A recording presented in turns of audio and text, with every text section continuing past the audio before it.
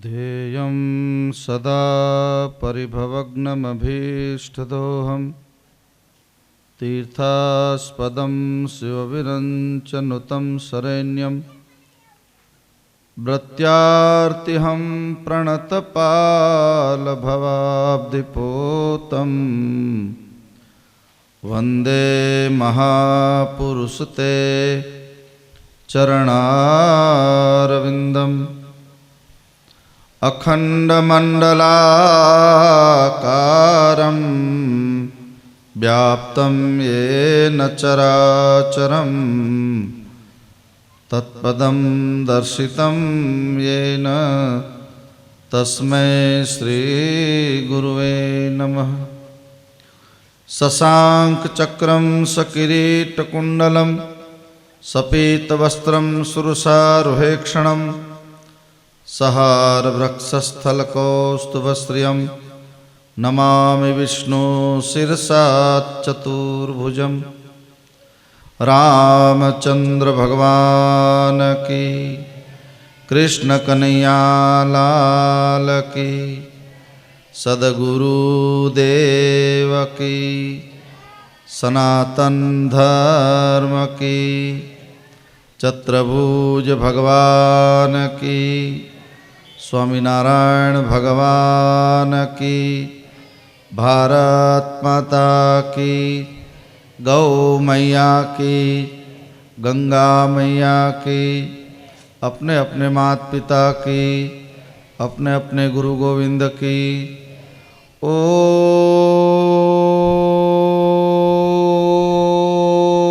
नमः पार्वती पतये हर हर महादेव। श्री राम जय जय राम। श्री राम जय जय राम। श्री राम जय जय राम। रात्रे निंद्रा दिवसे काम, क्या रे भजसु सीताराम। श्री राम जय जय राम। रघुपति राघव राजा राम, पतित पावन सीताराम। श्री राम जय जय राम। श्री राम जय जय राम। ओम श्री राम जय जय राम। श्री राम जय जय राम। जय जय हनुमान गोसाई, कृपा करो गुरुदेव की नाई। श्री राम जय जय राम। ओम श्री राम जय जय राम। ओम श्री राम जय जय राम। श्री राम जय जय राम। रामचंद्र भगवान की। આજનો પરમ પાવન અવસર આપણી ભારતીય હિન્દુ સંસ્કૃતિ, દેશ અને દુનિયા, જગતજનની માં કુળદેવીના ચરણમાં પ્રાર્થના કરે છે કે ચૈત્રી નવરાત્રિ. 4 નવરાત્રિ આપણી ભારતીય સંસ્કૃતિમાં છે. એમાં ચૈત્રી નવરાત્રિ અનુષ્ઠાનની નવરાત્રિ છે. આશ્વિની અને ચૈત્રી રામ ભક્ત માટે, વૈષ્ણવ માટે આ દિવસો સાધનાના બહુ ઉત્તંગ શિખર શરૂ કરવા માટેના દિવસો છે. પૂજ્ય માજી ઉગરીમાં બધાએ મારી પાસે આવ્યા. એમનો આદર, એમનો પ્રેમ, ગામ માટે કંઈક કરી છૂટવાની ભાવના કે મારા ગામમાં આવો સત્સંગ થાય. અને ખારવા ગામ, અમારા સભાણી સાહેબ તમારી સામે બેઠા છે, એ મોટા મંદિરને સંપૂર્ણ આશ્રિત છે. મારે જ્યાં બી જવાનું હોય ત્યાં એ જ મારી બધી વ્યવસ્થા ગોઠવતા હોય. આ ગામમાં અનેક વાર આવવાનું થયું છે. નાના મોટા કોઈ પણ પ્રસંગમાં ખારવા ગામ મોટા મંદિરને યાદ કરે છે. એકવાર અરુણાબેનની કથામાં પણ આવેલા. રામભાઈ અને બળવંતભાઈ જાદવ, મહાદેવજીની તમારા વડોદ, એ તો મોટા મંદિરના સંપૂર્ણ આશ્રિત છે. પણ અમે બધા બેઠા હતા અને પછી આ ચર્ચા જ્યારે વિષય નીકળ્યો ત્યારે નક્કી કર્યું કે હું આવું છું તો આપણે એક કામ કરીએ, એકલું ખારવા કરતાં આજુબાજુના ગામને પણ થોડો સત્સંગનો લાભ મળે. એટલે બધાને આપણે વિનંતી કરી કે તમે બધા પધારો. સત્સંગ એક એવી વસ્તુ છે, એમાં વિનંતી કરવાની હોય, આદેશ ન કરવાનો હોય, ઓર્ડર ન કરવાનો હોય, ફરજ ન પાડવાની હોય. આવો એક વિનંતીનો પ્રસંગ જ્ઞાનઘાટ ગંગાના કિનારા ઉપર પરીક્ષિત મહારાજને જ્યારે શ્રાપ થાય છે કે તને 7મા દિવસે તક્ષકના કરડશે, અને તક્ષકના ભયને ખાળવા માટે પોતાના ગુરુની પાસે જ્ઞાનઘાટ ગંગાના કિનારે ભાગવતની કથા થઈ છે. પહેલી વાર આમંત્રણ આપી આપીને બધાને બોલાવતા હતા, આવો આવો, પધારો પધારો. બેસવાની, જમવાની, પાણીની બધી વ્યવસ્થા. ટોળે ટોળા ઋષિમુનિઓના આવ્યા. શું કામ આવ્યા હતા? એક એવો મહાપુરુષ કથા કરવાના છે ને મોતને કાંઠે બેઠેલો પરીક્ષિત, આવો એક પ્રતાપી રાજાને મૃત્યુદંડ થયો છે ને મૃત્યુદંડના ભયથી છોડાવવા માટે એક ગુરુ આવે છે. ડોક્ટર, વકીલ, હકીમ કે બુદ્ધિજીવી નહીં. એટલું ધ્યાન રાખજો ભાઈઓ બહેનો, મૃત્યુના મોઢામાંથી છૂટું હોય કામ, ક્રોધ, લોભ, મદ, મોહ અને અહંકાર, આ શત્રુના આ 6 શત્રુ જે છે એના પાસમાંથી જો છૂટું હોય તો સાધુનો સંગ. બેની મને ભાગે મળ્યો છે સાધુ પુરુષનો સંગ. સાધુનો સંગ કરો. સાધુ એક માત્ર એવો ઉપાય છે. સાધુ તમને મોક્ષ નથી આપતો. ધ્યાન, મોક્ષ આપે એને એ અમે સાધુતાથી બહાર ગણી. મોક્ષ બહુ નાની ચીજ છે. ખારવા ગામના દરેક ભાઈ બહેનોને વિનંતી કરું કે મોક્ષ માટે દોડાદોડી કરવી નહીં. મોક્ષ તો લીમડી અને વઢવાણની બજારના કંદોય 100 રૂપિયા કિલો વેચે છે. મુક્તિ વેચાય છે ને, મુક્તિ પેલી દીકરીઓ પોળા કઢવાય ત્યારે કાંઈ, લીમડીની બજાર 100 રૂપિયા. મુક્તિની જરૂર નથી, જીવનમાં જરૂરી છે મસ્તીની. અને મસ્તી આવશે પોતાના સદગુરુના સેવનથી. એટલે નરસિંહ મહેતા ડીમ ઘોષ કરીને કહેતા ગયા. એટલે મારો જે 3 દિવસનો આ સત્સંગ છે એ 3 દિવસના સત્સંગમાં હું ક્યાંય મોક્ષની વાતો કરવાનો નથી, કારણ કે મારે મોક્ષ જોતો નથી. આપણને સ્વર્ગ જોતું નથી, આપણને ખારવા બહુ ગમે છે. હા, જ્યાં ભગવાનનો સત્સંગ થતો એ મોક્ષ, એ સ્વર્ગ. 3 દિવસનો સત્સંગ આપણો પૂરો થાય અને ભગવાનને રામ, શ્યામ અને ઘનશ્યામનું અહીંયા ત્રિવેણી સંગમ છે. સ્વામિનારાયણ ભગવાનનું મંદિરના દર્શન, બંને મંદિરના દર્શન થયા, રામજીના દર્શન થયા. કેટલું સમન્વય છે આ ગામમાં. કોઈ પણ સંપ્રદાયના ભેદભાવ વગર આ ગામ સત્સંગ કરી રહ્યું છે. એટલે મને વિશેષ અહીંયા આવવાનું મન થયું અને માજીનો અપાર પ્રેમ. યાદ રાખજો બરાબર. હું તમને બધાને વિનંતી કરું કે મોક્ષ માટે તમારી ઉર્જા બગાડતા નહીં. કોઈ જરૂરી નથી. જીવનમાં જરૂરી છે મસ્તી. ભાગવતની કથા સાંભળો એટલે પરીક્ષિતનો મોક્ષ થયો એવું ભગવાન વ્યાસજીએ લખ્યું કે નજરે જોયું.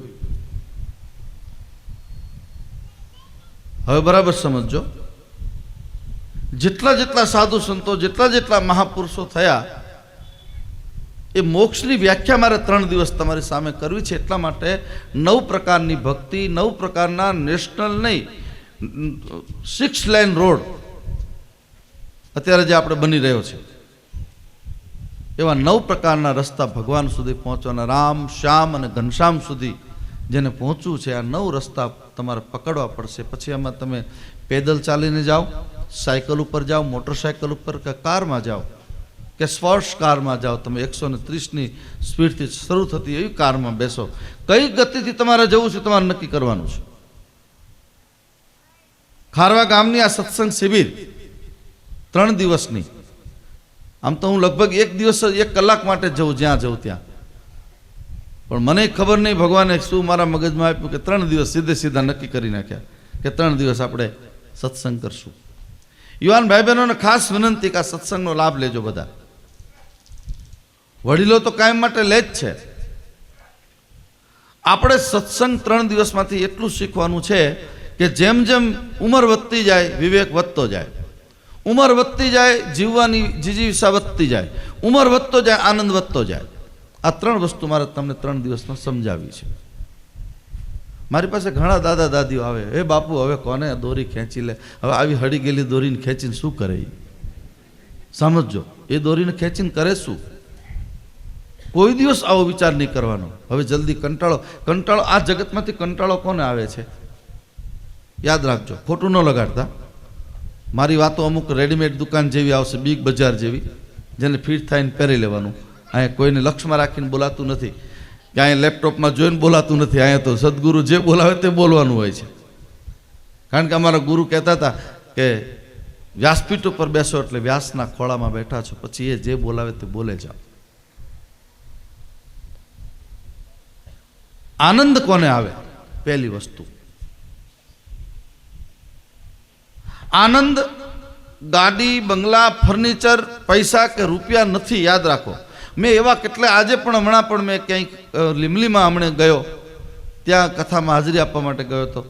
ત્યાં હું કહેતો હતો કે જેના ઘરના બાથરૂમના નળ ચાંદીના હોય અને સોનાના થાળી વાટકામાં જે લોકો જમે છે, એવા ઘરે હું જઉં છું પધરામણીમાં. ત્યાં બધું જ છે, સુખ સમૃદ્ધિની પરાકાષ્ઠા છે, પણ ત્યાં આનંદ નથી. એકબીજા બધા મોઢા ચડાવીને એક બાજુ સામે બોલતા હોય. સગા 2 ભાઈઓ બોલી ન શકે, સાસુ અને વહુ વાત ન કરી શકે, પતિ અને પત્ની એકબીજાને પ્રેમ ન કરી શકે, ભાઈ અને બહેન ખુલ્લા હૃદયથી પોતે વાત ન કરી શકે. સુખ શું કામનું? મારે ખારવા ગામની આ 3 દિવસની શિબિરમાં મારે આપને સમજાવું છું કે સુખી થતા શીખો. સુખી થવાના માર્ગો એટલે માત્ર રૂપિયા નથી, માત્ર ધંધો નથી, માત્ર ગાડી અને બંગલા નથી. ઝૂંપડામાં જાઓ ત્યાં પણ આનંદ હોય છે. હું ઘણી વાર કથામાં કહેતો હોય કે મોટા શહેરમાં ક્યારેક નીકળ્યા હોય, અમે રાત્રે કારમાં જતા હોય, મુંબઈ, અમદાવાદ કે કોઈ મોટા સિટીમાં, પછી આમ અમદાવાદમાં જતો તો લો ગાર્ડન ઉપરથી આમ નીકળીએ તો બંને બાજુ ફૂટપાથ છે, અને ફૂટપાથ ઉપર રાત્રે એક ખાટલો હોય, ભાંગલો તૂટલો, પતિ પત્ની સામસામા બેઠા હોય, 3-4 છોકરા નીચે રમતા હોય, એના હાથમાં મકાઈના રોટલાના બિસ્કિટ હોય ટુકડા, અને પોતે મોટી તાંસળી હોય પેલી ગોળ, અને એમાં સબ્જી ને રોટલો ખાતા હોય ને આનંદ કરતા હોય, મસ્તી કરતા હોય એકબીજાની. ત્યારે મારી સાથે એ જે ગાડી હોય ને 1.5-2 કરોડની હોય, એવી ગાડીમાં બેઠો હોય. પછી એને પૂછું કે ભાઈ તમારો બંગલો કેટલા કરોડનો? આટલા કરોડનો. તો જો આ ખાટલામાં પતિ પત્ની આનંદથી જમે છે, તમે જમી શકો છો? કે ના બાપુ, આ અમને નથી મળતું. શું કામનું સુખ? સુખ એને કહેવાય જેમાં તમને ભગવાનનું અનુસંધાન થાય. આનંદ એને જ આવશે કે જે પરમાત્માની ઈચ્છા મુજબ જીવન જીવતો હશે, સુખ અને દુઃખ એને સમ માનતો હશે. આપણને સુખ અને દુઃખની અસર થાય છે એટલે આપણને કોઈ પણ પ્રકારની વસ્તુ યાદ નથી રહેતી.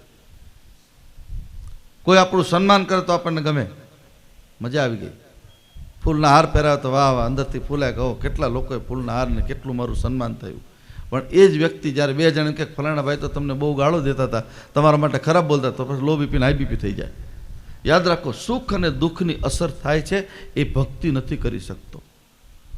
ભક્તિ કરતા છૂટે મારા પ્રાણ, પ્રભુ એવું માગું, રહે જન્મો જન્મ તારો સાથ, પ્રભુ એવું માગું, મને જન્મ જન્મ તારો સાથ રહે.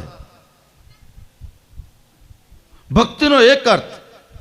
બીજો અર્થ ભક્તિનો ચાંદલો કરવો, માળા ફેરવી, મંદિરે જવું, ભક્તિભાવ, તમે ખૂબ સત્સંગ કીર્તન કરો, કરતાલ હાથમાં લઈને નાચો, એ ભક્તિનો એક પ્રકાર, સામાન્ય પ્રકાર છે. મૂળ પ્રકાર કયો ભક્તિનો? ભક્તિવાન માણસ એને કહેવાય કે કોઈ પણ પરિસ્થિતિમાં પોતાના મનને વિચલિત ન કરે, એનું નામ છે પાક્કો ભક્ત. નરસિંહ મહેતાને દોડતા દોડતા બે ભાઈઓ આવીને કહે છે કે તમારા ઘરે દીકરાનો જન્મ થયો. અરે બહુ સારું થયું. બીજી બજારથી બીજો ભાઈ દોડતો દોડતો તમારા પત્નીનું મૃત્યુ થયું. તો કે ભલું થયું ને ભાગી જજો. સુખે બધું સુખ અને દુઃખે મારા ઠાકોરજીની લેન દેન, સુખ અને દુઃખે મારા ઠાકોરજીની આપેલો પ્રસાદ. આવું જ્યારે આપણે માનીએ ત્યારે સમજો. મેં એવા કેટલા ચમરબંધીઓને જોયા છે, ધ્યાન, ધારણા, ધ્યેય, સમાધિ અને કુંડલીના જાગરણ સુધીના લોકોને જોયા છે, પણ પાછા એને માથું પછાડી પછાડીને રોતા પણ મેં જોયા છે. એનો મતલબ શું થયો? ભક્તિમાં બનાવટ ન ચાલે. અત્યારે ભક્તિમાં જાજા ભાગ બનાવટ છે. લોકો મને ભગત કહે, મોટું તિલક કરું, મોટી માળા પહેરું તો મારી વાહ વાહ થઈ જાય, બધા મને ભગત ભગત કરીને બધા મને પગે લાગે, 2 રૂપિયા પગે 5 રૂપિયા મૂકે, એટલે આપણે ભક્તિને ત્યાં સીમિત કરી દીધી છે. ભક્તિ તો 52 બાર બોલતી હોય. ભક્તિની એક સુગંધ, સાધુની એક સુગંધ હોય. એને અત્તર કે સેન્ટ છાંટવાની જરૂર નહીં પડે. સાધુની એક સુગંધ હોય. બગદાણા તમે બજરંગદાસ બાપાના આશ્રમના 5 કિલોમીટર દૂર હોય તેની સુગંધ આવે. જુનાગઢમાં જાઓ તો ગિરનારી મહારાજની એક સુગંધ, વાયુની સાથે એની સુગંધ હોય. પણ સુગંધ કોને આવે? શરદી થઈ ગઈ હોય, જેના નાકમાં શરદી હોય એને સુગંધ ન આવે. કામની, ક્રોધની, લોભની, અહંકારની, તારામારાની, રાગની, દ્વેષની, ઈર્ષાની, પાખંડની, ધર્માભિમુખની આવી શરદીઓ જેને થઈ હોય એને આ સુગંધ ન આવે. કોઈ પણ સંપ્રદાયમાં તમે માનો, રામમાં હોય, કૃષ્ણમાં હોય, શિવ માનતા હોય, સ્વામિનારાયણ ભગવાનને માનતા હોય, કોઈ માતાજીને જેને માનો એને માનો, ભગવાન બધા સરખા જ છે. અવતારોએ કંઈક ને કંઈક આ જગતનું કલ્યાણ કરવાનું કામ કર્યું છે. પણ આપણી ભૂલ શું થઈ? સંપ્રદાયને આપણે ધર્મ માની લીધો. સંપ્રદાય ધર્મ નથી. નિંબાર્ક સંપ્રદાય હોય, રામાનંદ સંપ્રદાય હોય, સ્વામિનારાયણ સંપ્રદાય હોય, કોઈ માતાજીનો સંપ્રદાય. દાદા ધર્માભી મહારાજને કોઈ કહેલું એકવાર કે સંપ્રદાયનો અર્થ તમે કરો. આ મેં સાંભળેલી વાતો તમને કહું છું. ત્યારે એને કહ્યું કે સારા વિચારોનું સંગઠન, એનું નામ છે સંપ્રદાય, જેમાંથી સારા વિચારો હોય. સંપ્રદાયવાળા શું કરે? જ્યાં સંપ્રદાય હોય ને ત્યાં સંકુચિતતા હોય, ગ્રુપિઝમ હોય. આપણું ગ્રુપ, આપણું સાચું, બીજા બધાનું ખોટું. આપણા ભગવાન સાચા, બીજા બધાના ખોટા. અહીંયા જ આવવાનું, બીજે ક્યાંય નહીં જવાનું. આપણી જ કથા સાંભળવાની, બીજાની નહીં સાંભળવાની. આપણે ત્યાં જ દાન દેવાનું, બીજે ત્યાં દાન નહીં દેવાનું. આ સંકુચિતતા, આ સંકુચિતતાએ જગતને મારી નાખ્યું છે. જ્યારે જેને ભક્તિ કરવી છે એને સંકુચિતતા છોડવી પડશે. એને સાર્વત્ર પ્રેમ કરવો પડશે. હરિવ્યાપક સર્વત્ર સમાના. રામચરિત માનસમાં લખ્યું પરમાત્મા બધી જગ્યાએ વ્યાપ્ત છે. ક્યાં નથી ભગવાન? પણ એ ક્યારે થશે? આપણું મન સંપ્રદાય મુક્ત મન થશે. કોઈ પણ તમે મારી પાસે આવો મોટા મંદિરમાં, હું એમ સમજુ મોટા મંદિરના ભગવાન સાથે, બીજા કોઈ તમારા આ બરાબર, અમારા સિવાય બીજું કોઈ છે જ નહીં. સમજી લો, ત્યાંથી ભાગો તમે. કારણ કે હજી એને વિશાળતાની ખબર જ નથી. જે લોકોને દરિયા જેવા પરમાત્માની ખબર નથી એવા લોકો પોતાના ગ્રુપ ઊભા કરશે, અને ગ્રુપે મારી નાખ્યા છે. જાતિવાદ અને સમાજવાદમાં આજે દેશ આપણો અનુભૂતિ કરી રહ્યો છે. અત્યારે ચાલી રહ્યું છે તોફાન. ક્યાં લઈ જશે દેશને? આપણે જ્યારે જન્મ્યા ત્યારે કોઈ જાતિ નહોતો. એ તો માએ કીધું કે આ તારા પપ્પા છે ને, આ તારા કાકા છે ને, આ તારા મામા છે ને. બાળકના રૂપમાં આપણને ક્યાં કંઈ ખબર હતી? પરમાત્મા ક્યાં નથી? ખારવાવાળાને મારે એટલું પૂછવું છે, અહીંયા જેટલા બેઠા બધાને, મને એક જગ્યા એવી બતાવો તમારા ઘરમાં કે ખારવા સીમમાં કે ગોમટાની સીમમાં કે બલદાણા કે વડોદમાં, ગમે ત્યાં આખા ખલકમાં એક જગ્યાએ બતાવો જ્યાં ભગવાન ન હોય. ऐसो खेल रचो मेरे दाता, જ્યાં દેખું ત્યાં તું નહોતું, કીડીમાં તું નાનો લાગે, હાથીમાં વળી મોટો તું. માવત થઈને માથે બેઠો, હાકનહારો તું નહોતું, એસો ખેલ રચો મેરે દાતા, જ્યાં દેખું ત્યાં તું નહોતું. कीड़ी के पैर नृपुर बाजे वो कन्हैया सुनता है. कीड़ीना पगनी अंदर झांझर बांधी दो અને જે અવાજ આવે એ અવાજ આ ભગવાન કૃષ્ણ સાંભળે છે. આવા એના કાન છે. આવા કાન આપણા કોઈના તો હશે જ નહીં. આપણને તો આપણું જ સંભળાય, બીજાનું ક્યાં સંભળાય છે. કાનની તમારી સફળતા ત્યારે જ્યારે તમને બીજાની વેદના સંભળાય, દુઃખ અને દર્દ ભરેલો અવાજ જ્યારે તમને સંભળાય ત્યારે સમજવાનું કે મારા કાનની આ સફળતા છે. અતિશય સત્સંગ કર્યો હોય, અતિશય ભગવાનના નામમાં લીન હોય એવા લોકોને અનુભૂતિ પ્રાપ્ત થશે. એસો ખેલ રચો મેરે દાતા, જ્યાં દેખું ત્યાં તું નહોતું, કીડીમાં તું નાનો લાગે, હાથીમાં વળી મોટો તું, પણ માવત થઈને માથે બેઠો, હાકનહારો તું નહોતું. આવું પહાડ જેવું પ્રાણી હાથી અનકંટ્રોલ થાય તો શું થાય, પણ હાથીને વશ કરવા માટે ઉપર માવત બેઠો છે અને એના હાથમાં એક નાનું એવું અંકુશ છે. અંકુશ જ્યાં હાથીના મર્મ ભાગમાં અડાડે એટલે હાથી નીચે બેસી જાય. આ સર્કસમાં કરે છે ને બધું, હાથીની પાસે સાયકલ ચલાવે. કીડીમાં એ નાનો છે, હાથીમાં પાછો મોટો થઈ જાય. આવો છે પરમાત્મા. ક્યાં સંકુચિતતા રાખશું? કીડીમાં તું નાનો લાગે, હાથીમાં વળી મોટો તું, માવત થઈને માથે બેઠો, હાકનહારો તું નહોતું. ચોરોમાં તું ચોર થઈ બેઠો, બદમાશોમાં ભેળો તું, ચોરોમાં તું ચોર થઈ બેઠો, બદમાશોમાં ભેળો તું. ચોરોમાં ચોર થઈને બેઠો. ચોરી જેને કર્યું હોય એને બુદ્ધિ તો જોઈએ ને, બુદ્ધિ વગર ચોરી થાય. આપણા ઘરમાં શું પડ્યું છે એ નકુચા તોડીને લઈ જવું કે નાની બુદ્ધિની વાત નથી. બુદ્ધિ તો છે જ એનામાં. કેટલા વાગે જવું, કઈ રીતે તોડવું. આ મોટા મોટા પોલીસ અધિકારીઓ મારી પાસે આવે ને બેસવા, ત્યારે એને પૂછું કે તમે આ ચોરને પકડો કેમ? ત્યારે એને બહુ સરસ કીધું, બાપુ એક ગામ તાલુકામાં જેટલા ચોર હોય એની લિસ્ટ અમારી પાસે હોય, અને પહેલાં અમે પ્રકાર જોઈએ કે નકુચો તોડ્યો છે, ઉપરથી ખાતર પાડ્યું છે, દિવાલને પેલી સુરંગ કરીને અંદર ગયો, કેમ ગયો, એ જેટલા જેટલા નમૂના અમને દેખાય ને એટલા લોકોને બોલાવીને એને જ્યાં મારીએ ત્યાં પકડાઈ જાય.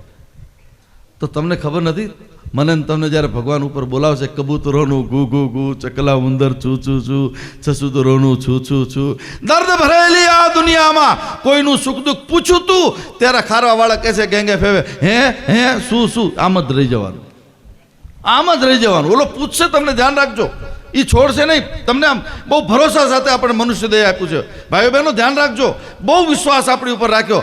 આપણે જરાક નક્કી કરો, ગાયનું ભેંસનું ટોળું જાય ત્યારે કે આપણને 4 પગવાળા બનાવ્યો તો શું કરે.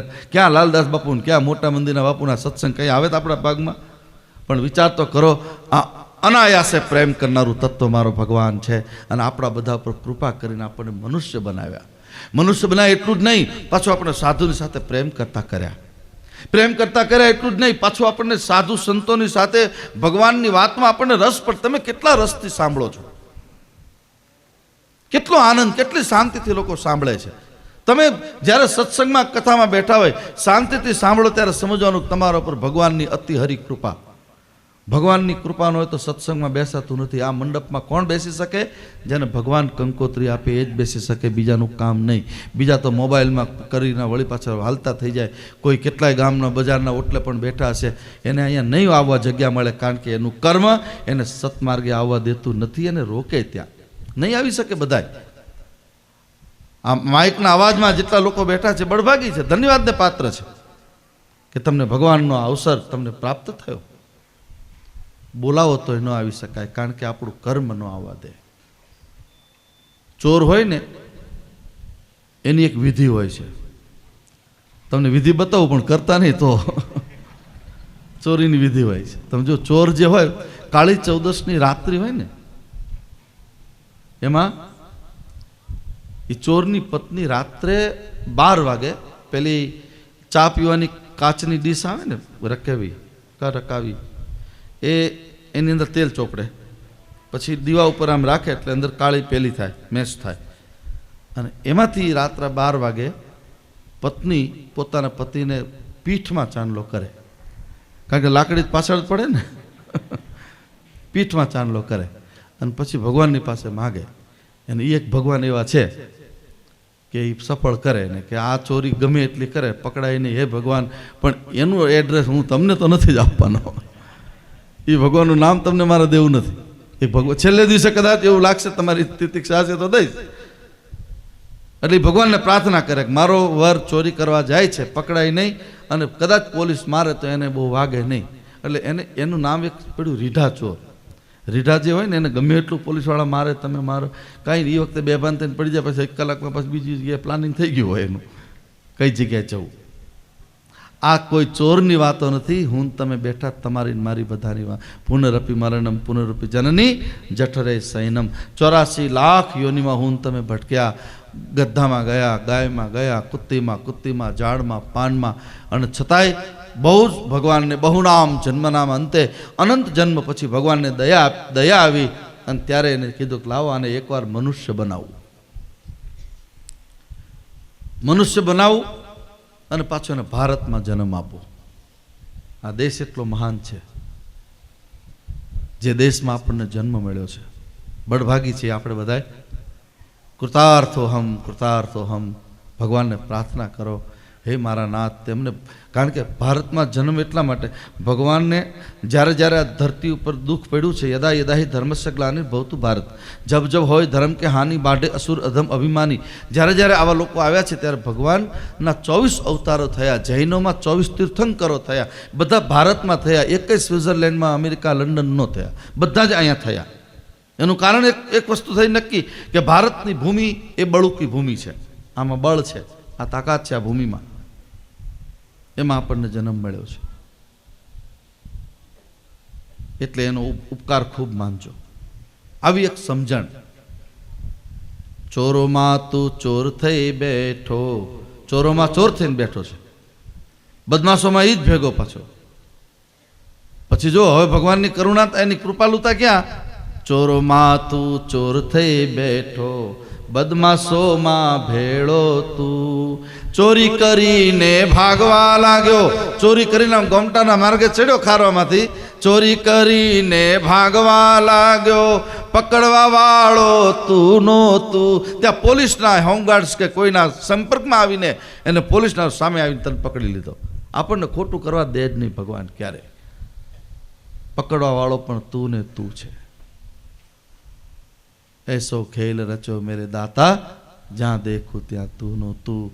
કીડીમાં તું નાનો લાગે, હાથીમાં વળી મોટો તું, માવત થઈને માથે બેઠો, હાકન હારો તું ને તું. ભગવાન ક્યાં નથી? ભગવાન અત્ર તત્ર સર્વત્ર છે. એટલે 3 દિવસની આ શિબિરમાં ભાઈઓ બહેનો, મારી આપ સૌને ખાસ વિનંતી છે કે ખૂબ ધ્યાનપૂર્વક આજે આપણી કથા ચાલી રહી છે એનું શ્રવણ કરજો. ફરીવાર કહું, હું કોઈ સંપ્રદાયના ભેદમાં માનતો નથી, હું બધાને માનું છું, બધા ભગવાનને ખૂબ આદર કરું છું, કારણ કે ભગવાને દુનિયાને કંઈ ને કંઈ આપ્યું છે.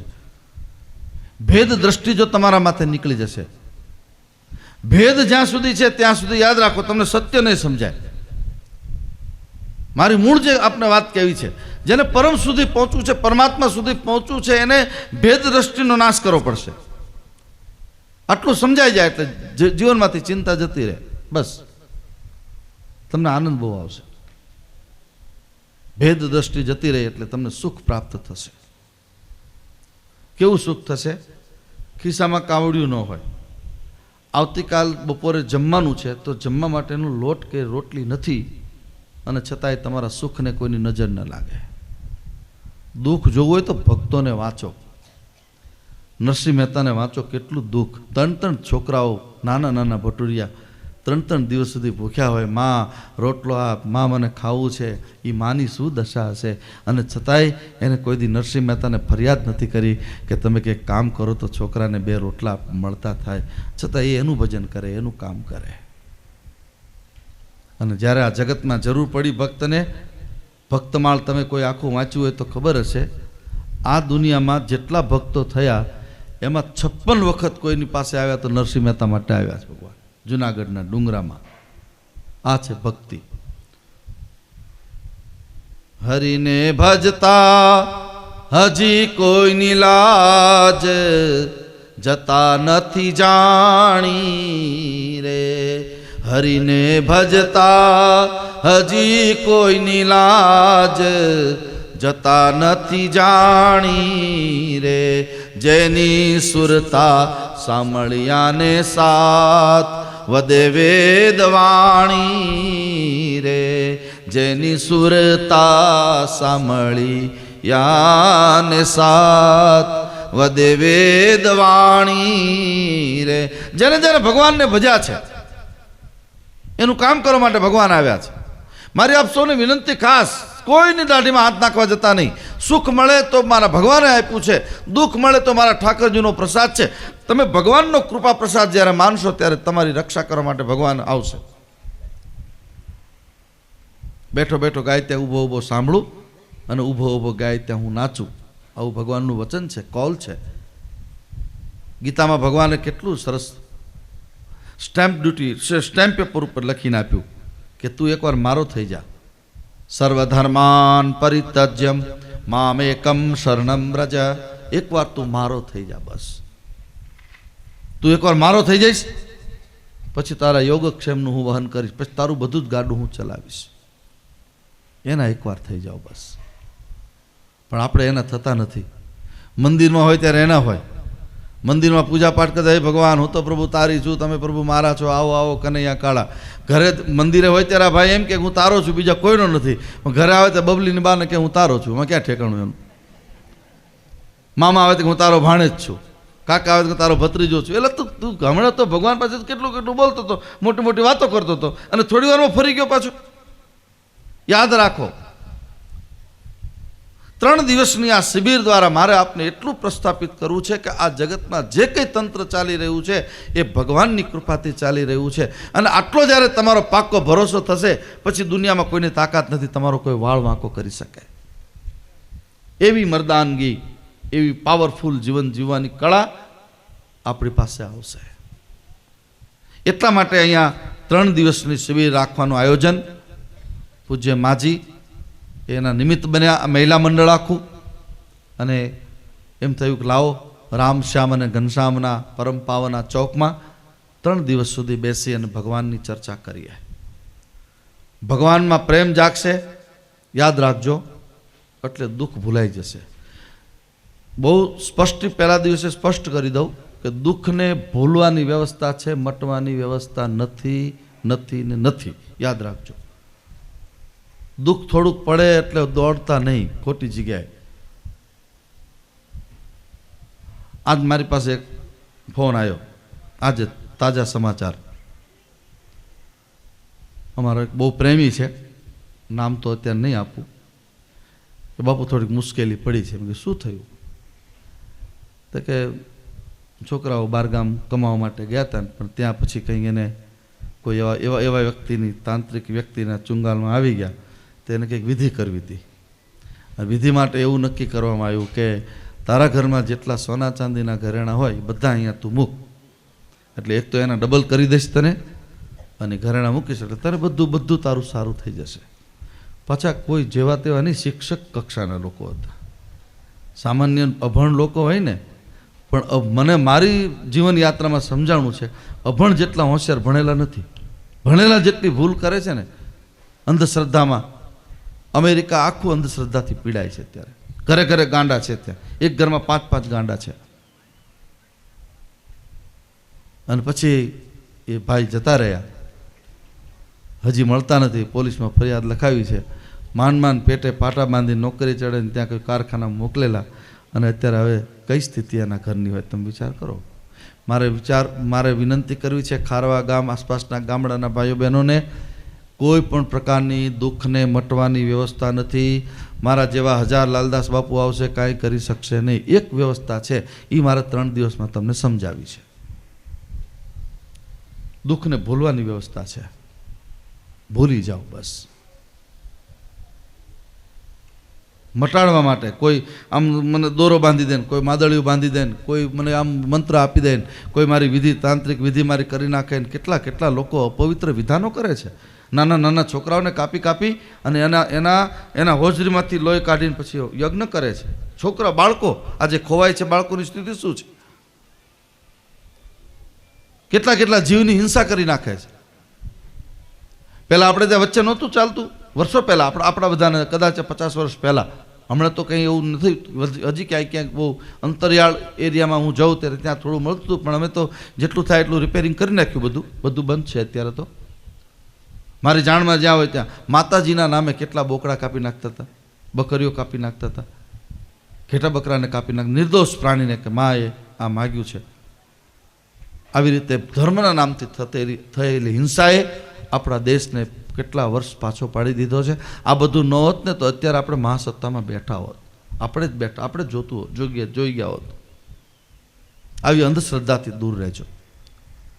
મને પિતૃ નડે છે, મને ફલાણો નડે છે, મને આ નડે ને મને તે નડે. આપણને આપણા અપલક્ષણ નડે, બાકી કાંઈ નડતું નથી દુનિયામાં. કોઈ વસ્તુ નડવાવાળી નથી.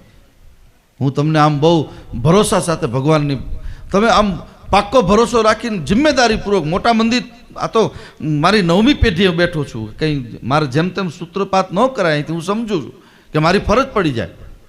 મારે સાચી વાત તમને મારા ગામડાના ભાઈઓ બહેનોને કહેવા આવ્યો છું. હવે અંધશ્રદ્ધામાંથી થોડા બહાર આવો. માથું દુખે, તાવ તળિયો આવે ત્યારે એને તરત હોસ્પિટલાઇઝ કરો. એને દાણા જોરાવા ન જવાય, મરી જાય. પેલો લેટ થઈ જાય તો આખા ફંક્શનો ફરી જાય અંદર શરીરના. આ જરાક જોજો, વાતને બરાબર સમજો. આ 3 દિવસના કાળમાં મારે આપને પૂછવું છે, આમાં જે ભાઈ હોય એને 1 કે 2 કે 3 દીકરા હોય, એમાં એકાદો દીકરો તોફાની હોય, કદાચ કોઈ શરાબ પીતો હોય, ગાંડા કાઢતો હોય. એ દીકરો જ્યારે રાત્રે 12 વાગ્યા સુધી ઘરે ન આવે, છતાંય એના મા બાપ એને ગોતવા નીકળશે કે નથી નીકળતા? કારણ કે મા બાપ છે, જેવો તેવો પણ મારો દીકરો છે. એમ આપણામાં કદાચ કોઈ દુર્ગુણ હોય, કોઈ અવગુણ હોય ને, આપણે ગાંડા હોઈએ ને, તો એ ચિંતા રામ સીતાને છે, રામશ્યામ ઘનશ્યામને. એ આપણને ગોતવા નીકળશે, એની ચિંતા કરવાની નહીં. એટલું તમે ધ્યાન રાખો. દુઃખને મટવાની વ્યવસ્થા નથી. લોકો બહુ દોડે, બહુ ખોટી વિધિ વિધાનમાં લોકો પૈસા બહુ ખર્ચે. એના કરતાં કોઈ ગરીબની પાસે જાઓ અને એના ઝૂંપડામાં જઈને એને ગરમ રોટલો અને સબ્જી તમે આપો, અને એ તમને અંદરથી જે આશીર્વાદ આપશે ને, જમાડશો. તમારા ઘરે કોઈ જમવા આવે ને, જમવાવાળાને પ્રેમથી જમાડો અને હાસ બાપા તારું સારું થશે, એટલે આપણા 100 જન્મના પાપ ધોવાઈ જાય. એટલે ત્યાં રોટલાનું મહત્ત્વ છે. ગામડામાં રોટલાનું બહુ મહત્ત્વ. બહુ લોકો, ઘણા લોકો મારી પાસે, અમારા કેટલા એવા ભક્તો છે, વધારે લોકો એના ઘરે જમે એવો એનો આદર જ હોય કાયમ વધારે. અને કોઈ જમનારું ન હોય તો ઉદાસ થઈ જાય. કારણ અમારા કેવા એવા પાપ, અમારા ઘરે કોઈ મહેમાન નથી, અમારા ઘરે કોઈ જમનારા નથી. જલારામ બાપાના પત્ની વીરબાઈમાને જ્યારે ભગવાને પહેલી વાર દર્શન આપ્યા ત્યારે વીરબાઈમાએ શું માગ્યું? અત્યારે એના જેટલા બહેનો છે મારી પાસે, ઘણા એવા બહેનો દીકરીઓ છે, આવું માગે છે. વીરબાઈમાએ કીધું કે મારું આખું શરીર લકવાગ્રસ્ત થઈ જાય તો ભલે થાય, ભગવાન હું બેસી શકું અને મારા હાથને મજબૂત રાખજો. વીરબાઈમાં જલારામના પત્ની એમ કહે છે. એટલે ભગવાને કીધું કેમ હાથને મજબૂત? તો કે મારા હાથ સારા હશે ને તો એનાથી રોટલા બનાવીને હું બધાને ખવડાવીશ. એ રોટલાના કારણે વીરપુરમાં વિષ્ણુ ભગવાનને બાવો થઈને આવવું પડ્યું. આજ આપણી નજર સામે જોડો અને ધોકો મૂકીને જવું પડ્યું એને. વીરપુરમાં જાઓ તો દર્શન કરજો, એ જ જોડે ધોકો. જગતનો જગદીશ્વર નિગમ નેતિ શિવ અંતન પાવા, વેદ નેતિ નેતિ કહીને અટકી જાય એવું પરમ તત્વ પરમાત્મા વીરપુરના પાદરમાં વીરબાઈ માના રોટલાના કારણે ભગવાન નીચે આવ્યા છે. ઉદાર હાથે બીજાને ખવડાવો. સંપત્તિ ભગવાને આપ્યું હોય તો. અને આ જગતમાં રોટલો ખવડાવતા કોઈના ઘરે ખોટ ગઈ હોય એવું હું આખા ભારતમાં ફરું છું, મેં ક્યાંય જોયું નથી. ક્યાંય મેં જોયું નથી. હા, ખોટા વ્યસનમાં, ખોટા ફેશનમાં, દારૂમાં, જુગારમાં, નોનવેજમાં, વ્યભિચારમાં ખોટી જગ્યાએ તમારો પૈસો જાય પછી તમને કોઈ બચાવી શકશે નહીં. પછી તમારે રોડ ઉપર જ આવવાનું રહેશે, ભીખ માગવાનું હાથમાં. પણ રોટલો જો તમારો મોટો હશે, કોને ખબર? આપણે જેને વેલા માનો છો એ જ્યારે તમારા ઘરમાં જમવા બેઠા હોય ત્યારે રામ શ્યામ ને ઘનશ્યામના રૂપમાં નહીં હોય, કોને ખબર હોય? કોણ એને ઓળખે છે? એટલે આ 3 દિવસનો જે સત્સંગ છે એમાં મારે આપને એટલું સમજાવવું છે કે અંધશ્રદ્ધાથી બચો. તમારા દીકરા દીકરીઓને બચાવી લો. મુખ્ય વિષય ઉપર જ્યારે મારે જવું છે નવધા પ્રકારની ભક્તિમાં, એના પહેલાં ફાઉન્ડેશન બાંધી દઉં કે દુઃખ પડે કે સુખ પડે, દુઃખને મટવાની વ્યવસ્થા નથી, એમ સુખને પણ મટવાની વ્યવસ્થા નથી. સુખ તમારા ભાગ્યમાં મળે એ તો આપણે બીજાને યશ આપીએ. ફલાણા ભાઈએ મારો હાથ પકડ્યો એટલે હું ઊભો થઈ ગયો, નહીંતર હું તો મરી જાત. ફલાણા ભાઈએ મને પડી, ફલાણો ભાઈએ હાથ પકડ્યો, ફલાણો ભાઈએ ભગવાને એને મોકલ્યો ત્યારે તારી પાસે આવ્યો. તને રૂપાળો જોઈને નથી આવ્યો. ફલાણા ભાઈએ મને દુઃખી કર્યો. કાહુન કહું સુખ દુઃખ કર દાતા, નિજ કૃત કર્મ ભોગ સબ ભ્રાતા. રામાયણમાં લક્ષ્મણજી કહે છે આ જગતમાં કોઈ કોઈને કોઈ સુખ આપી શકતું નથી, કોઈ કોઈને દુઃખ આપી શકતું નથી. સુખ અને દુઃખ એ માણસ પોતાના પ્રારબ્ધનો હિસાબ ભોગવે છે. આપણા કર્મના કારણે. આટલો ભરોસો 3 દિવસમાં બાંધજો. જે ભાતું બાંધવાની વાતો આવે, હવે તો આ બધું જતું. પહેલાં 3-4 દિવસના લગ્ન થતા, પછી ગાડામાં એ રીતે આટલા બધા વાહનો હતા નહીં, એટલે પછી એને પેલા પિત્તળના ડબ્બા ભરે, પિત્તળના કિલોના ડબ્બા, એમાં સુખડી હોય અને કેટલી બધી મરચાં અને કેટલી બધી વસ્તુ આમ ભાથું આપે કે તમે રસ્તામાં તમારા છોકરાઓને ખાતા ખાતા જવાય, ત્યાં ગામ પહોંચી જવાય. મારે તમને બધાને છેલ્લે દિવસે ભાથાના ડબ્બા આપવા છે, બધાને, જેટલા બેઠા બધાને. પણ એ ડબ્બો એવો હશે જે હું આપીશ. પહેલું તો તમે ખારવાથી લીમડી જાઓ તો ખલાસ થઈ જાય, પણ હું જે ભાથાનો ડબ્બો આપવાનો છું એ 100 વર્ષ સુધી ખાલી નહીં થાય. રોજ તમે ખાતા જ કરો, રોજ તમે એની અંદરથી લીધા જ કરો. એવો ભાથાનો ડબ્બો તમને બાંધવો છે. અને એના માટે આ સત્સંગની શિબિર છે. અંધશ્રદ્ધાથી મારો સમાજ બચે.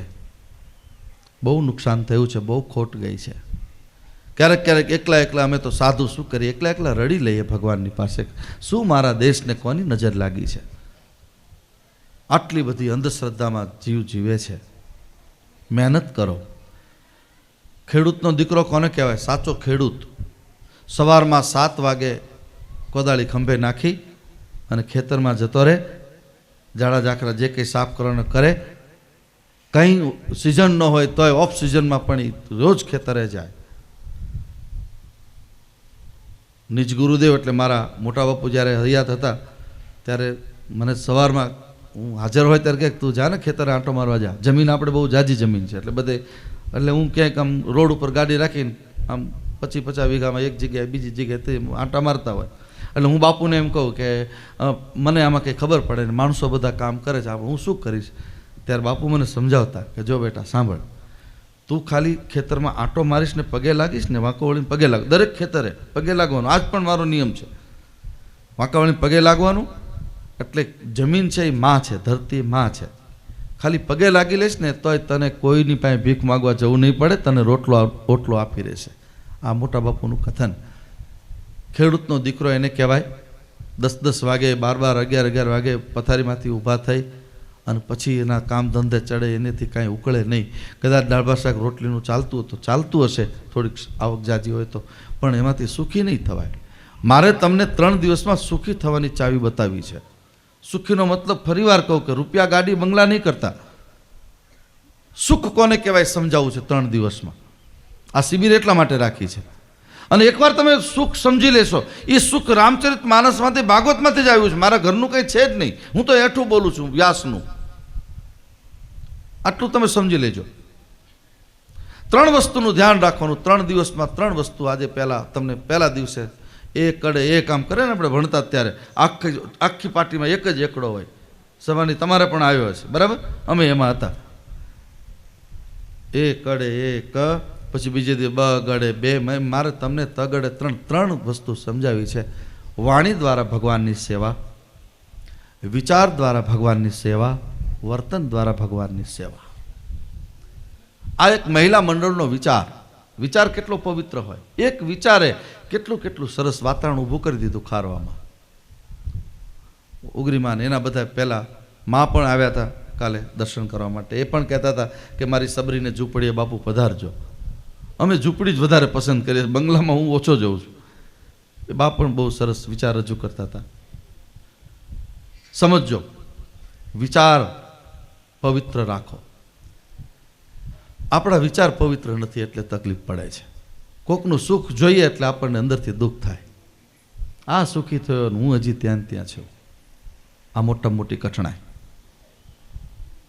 ભાઈઓ બહેનો સમજો જરાક વાતને. 3 દિવસનું અનુષ્ઠાન જ્યારે તમે અહીંયા સમજવા માટે બેઠા છો ત્યારે સુખની એક વ્યાખ્યા, વિચાર દ્વારા સેવા. વિચાર એવા કરવા કે જેમાં બીજાનું કલ્યાણ હોય. બીજાનું કરી નાખવું કે બીજાને માથે ટોપી ફેરવી દેવી એવો વિચાર નહીં. વિચાર એવો કરજો કે જે વિચારથી તમારા પરિવારને, તમારા કુટુંબને સુખ અને સમૃદ્ધિ પ્રાપ્ત થાય. પવિત્ર વિચાર અખારવાના મહિલા મંડળને આવ્યો કે બાપુ તમે આવો, પધારો અને અમારું આખું ગામ આ લોકોનો વિચાર કેટલો શુદ્ધ મારે આપને કહેવું છે. આ જેટલા રામજી મંદિર, શિવ મંદિરના પૂજારીઓ હોય ગામડે ગામડે, આપણી પાસે તો કેટલા ગામડા છે. એ જ્યારે મારી પાસે મને આમંત્રણ દેવા માટે આવે ને, આ પૂજારીઓ ગામડાના તમારા રામાનંદી સાધુ હોય, દશનામ સાધુ હોય, બ્રાહ્મણો હોય, એને તમે ખૂબ માન સન્માન સાથે રાખજો. કારણ કે એનીથી મોટા કોઈ નથી, અમેય નથી. અમે તો હમણાં કલાકમાં હોર્ન મારીને પાછા જતા રહીશું. મારી પાસે જે પૂજારીઓ આવે, સાધુ સંતો આવે, એ મને શું સમજાવે કે બાપુ તમે અમારા ગામમાં આવો. એટલે હું કહું કેમ? તો કે સત્સંગ માટે આવજો, કથામાં હાજરી આપવા. પછી એને પૂછું પણ અત્યારે તો કે બાપુ તમે આવો ને, જો આ સાધુની દ્રષ્ટિ, તમે આવો ને તો અમારા ગામનું કલ્યાણ થાય, અમારું સારું થાય. પોતાનું કલ્યાણ માગવું હોય તો ન્યાય બેઠા બેઠા મારી પાસે માગી લે ને, પણ મારા આખા ગામનું કલ્યાણ. સાધુ કોણ? સાર્વભૌમ, એનું નામ છે સાધુ. જે બીજાના હિત માટે જીવતો એનું નામ સાધુ. એમાં આ મહિલા મંડળ જ્યારે આવ્યું મારી પાસે ત્યારે એને બહુ સરસ વાત કરી કે અમારા ગામનું કલ્યાણ થાય, અમારું આખું ગામ કથા સાંભળે, સત્સંગ સાંભળે, એના માટે અમે વિનંતી કરવા માટે આવ્યા છીએ. આ વાતને સમજજો બરાબર. વિચાર દ્વારા સેવા.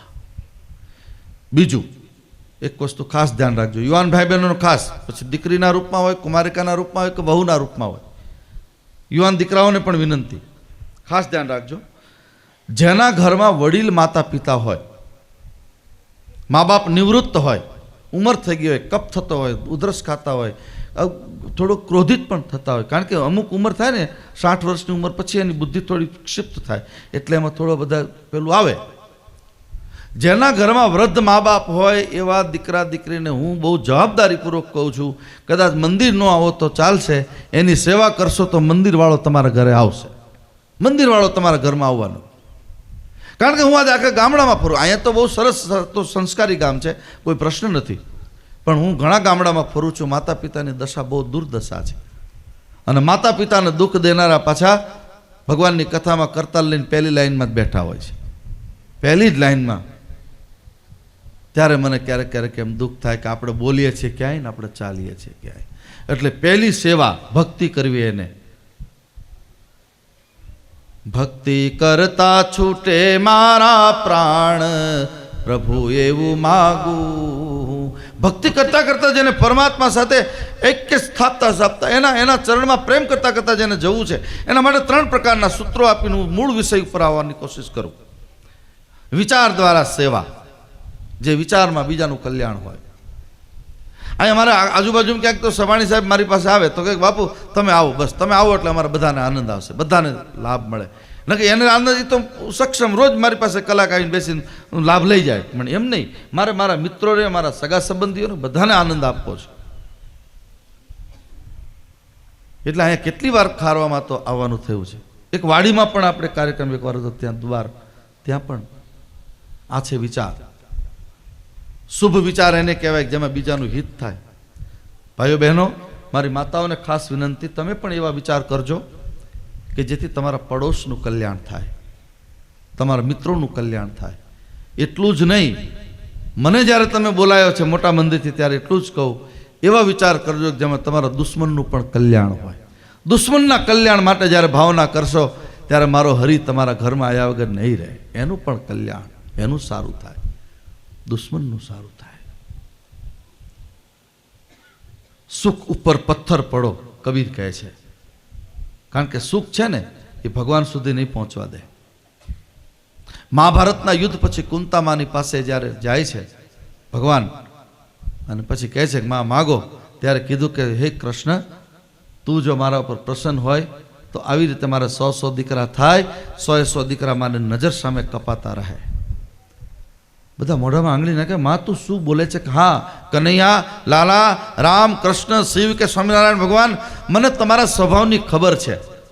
શું? કે તમે દુઃખીની પાસે ઊભા રહો છો, સુખ હોય ત્યાં નથી જતા. એટલે હું દુઃખ માગું છું. મારી માં કુંતા કહે છે મને દુઃખ મળે, બસ દુઃખ મળશે તો ભગવાન મારી પાસે રહેશે. આ ભૂકંપ આવ્યો ત્યારે કેવા ધૂન કીર્તન કરતા હતા બધા, ઘરે ઘરે નરસિંહ મહેતા અને મીરાબાઈ ઊભા થયા હતા ને. પણ જ્યાં સરકારે પેકેજ બહાર પડ્યું, લૂંટો ભાઈ લૂંટો, મારા મારીને તવડ કુકમ બધું વહી ગયું. ક્યાં ગઈ ભક્તિ તમારી? કારણ કે આપણી ભક્તિ દિખાવટી ભક્તિ છે. મને આ બધા દ્રશ્યો નજરે તરે છે, એટલે હું કાંઈ એવા અમુક દ્રશ્યો નજરમાંથી જાય જ નહીં આપણને જીવી ત્યાં સુધી. 3 પ્રકારની ભક્તની ભગવાનની સેવા, અનુજા તનુજા વિત્તજાની જે વાતો. વિચાર સારા કરો એ ભગવાનની પહેલી પ્રાર્થના. બીજું, તમારી વાણીને પવિત્ર રાખજો. વડીલોને ખાસ વિનંતી, ભાઈઓ બહેનોને ખાસ વિનંતી કરું, આ 3 દિવસની કથામાં પ્રતિજ્ઞા લેજો કે જગત ઊંધું પડી જાય પણ અમે કોઈ દી અમારા મોઢામાંથી ગંદી ગાળ નહીં બોલીએ. એકવાર તમે અપવિત્ર શબ્દ બોલો છો ને એટલે તમારી 3.5 મિનિટનું આયુષ્ય કપાઈ જાય છે, ઘટે છે. અત્યારે તમે જુઓ 35-40 વર્ષના યુવાનો વાંકા બ્રાન્ડ વળી ગયા છે. કારણ કે ખાવાના પીવાના સંયમ નિયમના કોઈ ઠેકાણા નહીં. ન બોલવાનું બોલવું, ન ખાવાનું ખાવું, અસત્ય બોલવું, અપવિત્ર વર્તન કરવું, ભક્ષણ કરવું, આ બધાના કારણે ઉંમર વધતી જાય છે. ભગવાન શ્રી કૃષ્ણ પરમાત્માનું નિર્વાણ થયું ત્યારે 125 વર્ષની ઉંમર હતી, પણ 100ને આગળથી ઉડાડીને 25 વર્ષની ક્રાંતિ હોય એવી ક્રાંતિ મારા શ્રી કૃષ્ણ પરમાત્માની પ્રાચીના પીપળે હતી. કારણ કે 3 વસ્તુ એની અંદર હતી. વાણીને બહુ પવિત્ર રાખો, બસ. અને વાણી ક્યારે પવિત્ર રહેશે? જ્યારે તમે ભગવાનનું સંકીર્તન કરતા હશો, નામ લેતા હશો.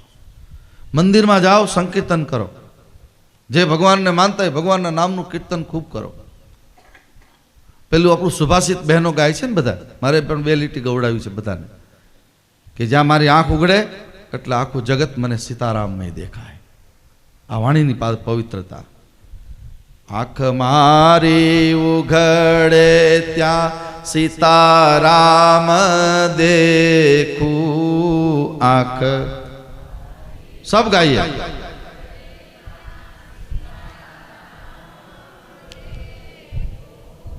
આંખ મારી ઉઘડે ત્યાં સીતારામ દેખું, આંખ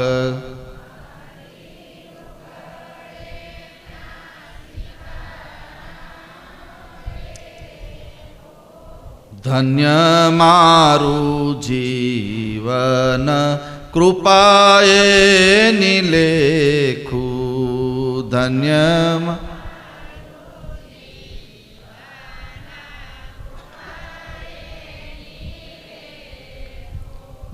પ્રભુના ભક્તો મારા સગાને સંબંધી, પ્રભુ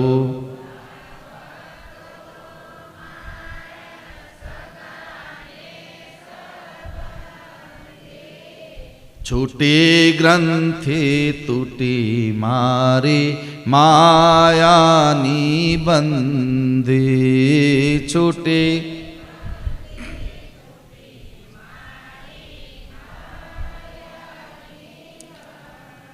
આનું નામ છે વાણી પવિત્રતા. મારા સાચા સગા સંબંધી કોણ? મામા, કાકા, કાકી તો બધા મૃત્યુ સુધીના છે. ધનાની ભૂમો પસ્વષ્ટ ગોષ્ઠે ભાર્યા ગૃહદ્વારી જના સ્મશાને. આ બધા સ્મશાન સુધીના સગા. સગા રે સગા તમે શું કરો છો? સાચા સગા બનતા વનના લાકડા જે આપણી ભેગા બળતા. વનના લાકડા સાચા સગા જે આપણી ભેગા બળે છે.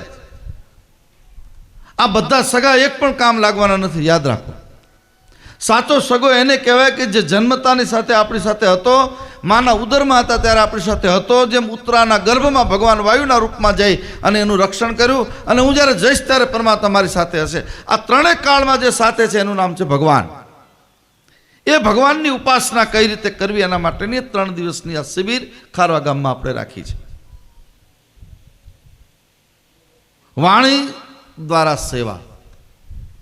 વાણીને પવિત્ર કરવા માટે એક જ વસ્તુ, તમારું એકાંત પવિત્ર થાય. એકલા બેસો એટલે નામ ગુણગુણા કરો. તમે માળા હાથમાં લઈ લો, બસ માળા હાથમાં લેશો એટલે જેના અંદર પાપ કર્મો ભર્યા હોય ને એ પાછા તમારી મસ્તી પણ કરશે. હાથમાં માળા ને પેટમાં લાળા ને આ મોટા મોટા ભગતડા થઈ ગયા ને આવું બધું બહુ બોલશે કે જેટલા એ ભક્તિ કરી છે અને સહન બહુ કર્યું છે. યાદ રાખજો, તમારી ભક્તિ પાકશે એટલે લોકો તમારી નિંદા કરશે, ટીકા કરશે. મીરાને દીવાની કીધી, તુકારામને પાગલ કર્યા, બધું જ કર્યું. નરસિંહ મહેતાને ગાંડા ગણ્યા છે લોકોએ. જગત સહન નહીં કરી શકે. જ્યારે ભક્તિ રસ તમારો પાકશે એટલે દુનિયા તમારી અનેક પ્રકાર તમે કલ્પના ન કરી એવી તમારી નિંદાઓ થશે. પણ જ્યારે નિંદા થાય ત્યારે જેની પાસે આ ત્રણ વસ્તુ જે મારે બતાવી છે, વાણી, વર્તન અને વિચાર, જેના શુદ્ધ હશે એટલે એ નિંદકોની બધી પછી એને કોઈ અસર નહીં થાય. સાધુને કોઈ અસર ન થાય. સાધુ શું કામ લોકો પૂજે છે? સાધુને શું કામ લોકો પગે લાગે છે, કંઠી બંધાવે, ગુરુ કરે, બાપુ તમે મારા ગુરુ? શું કામ? કારણ કે સાધુ ત્રણથી પર હોય. એની વાણી શુદ્ધ હોય, એનો વિચાર શુદ્ધ હોય, એનું વર્તન પણ શુદ્ધ હોય. અને ત્રણનું શુદ્ધિકરણ હોય ત્યાં ભગવાનની હાજરી હોય. એ પછી તમારું રક્ષણ કરશે. વિચાર શુદ્ધ, વાણી શુદ્ધ. કીર્તન કરો, એકલા એકલા ગાઓ. બસ હું બહેનોને વિનંતી કરું, રસોઈ બનાવો ને ત્યારે ગુનગુના કરો. બસ જે ભગવાનમાં તમે રામ, કૃષ્ણ, શિવ, સ્વામિનારાયણ તમે જેને માનતા હોય એનું અંદરથી મનમાં નામ લયા કરો. અંદર ગુણગુણા કરો. અંદર આનંદ બહુ આવશે, તમને અતિશય આનંદ આવશે. એ આનંદને કોઈની નજર નહીં લાગે. વાણી દ્વારા સેવા, વિચાર દ્વારા સેવા, છેલ્લે વર્તન આપણું પવિત્ર હોય. આપણું જે જીવન છે આ પંચભૌતિક શરીર, એ પંચભૌતિક શરીરની કોઈ પણ ક્રિયા એ બીજાને અડચણરૂપ ન થાય એનું ધ્યાન રાખો. કોઈના ઘરે તમે જાઓ, જમવા બેઠા હોય અને તમને જે વસ્તુ વધારે ભાવતી હોય, અમને આ બધું શીખવાડ્યું છે ગુરુજીએ, નાનપણમાં બધું શીખ્યા છે એટલે તમને આ વિવેક, સાધુનો વિવેક, મધુકરી ભિક્ષા કરવા માટે અમારે જવાનું હોય કોઈના ઘરે, અને ત્યારે ગુરુજી આવું બધું સમજાવતા. એ મારે તમને કહેવું છે કે કોઈના ઘરે તમે જમવા જાઓ, 5 જણને જમવાની એની વ્યવસ્થા કરી હોય અને પછી ભાવતી વસ્તુ જે હોય એ તમારે પછી બીજી વાર નહીં લેવાની. અતિશય સારી સ્વાદિષ્ટ વાનગી બની હોય એને બીજી વાર નહીં લેવાની. એટલે અમે પ્રતિપ્રશ્ન કરીએ ને કે ગુરુજી ભાવે તો લેવાય જ ને? તો કે ના એવું નહીં. કેમ? કે તને ભાવ્યું છે તો બીજા 5 ભાવ્યું છે, અને તમે બધા 3 વાર લેશો તો પાછળવાનું શું સમજવાનું? કાંઈ એને બીજું બનાવવું પડશે, કાંઈ એની વ્યવસ્થા તૂટી જશે. આનું નામ છે સૂક્ષ્મ વિવેક. નાનું વિવેક. સાધુ સંતો વિવેક શીખવે. કોઈના ઘરે જમવા જાઓ, કોઈ વસ્તુ માગો નહીં. ઘણા ટેવ હોય, તમે જોજો, મરચું લાવજો ને, ગોળ લાવજો, પણ તારા ઘરે ખાને. અહીંયા તો જે આપણી થાળીમાં જે હોય એ જ લઈ લેવા. એક પણ વસ્તુની માંગણી. દહીં લાવો ને, છાશ લાવો ને. છાશ હોય નહીં તો એને પછી બીજું ઘર ધણીએ જેને તમને જમવાનું કીધું છે એને કોઈ પણ વસ્તુની ના પાડવી પડે ને, એને મૃત્યુ જેટલું પાપ લાગે. નો ના પાડી શકે, નો તમારી સામે આવી શકે, અને કેવી સ્થિતિ થાય. એના કરતાં જાહી વિધિ રાખે રામ તાહી વિધિ. ભક્તિનું લક્ષણ સમજાવું છું. ભક્તિ કરતા છૂટે મારા પ્રાણ, શરૂઆતમાં જે સુભાષિત મેં ગાયું છે એ ભક્તિનું આ લક્ષણ છે. કોઈને ભારરૂપ ન થાવ. સાધુ કોઈ દી કોઈને ભારરૂપ ન થાય. તમે જોજો, સ્વામી શરણાનંદજી થઈ ગયા હરિદ્વારમાં, પ્રજ્ઞાચક્ષુ. એને કોઈ પૂછ્યું કે સાધુની અનુભૂતિ કેમ થાય?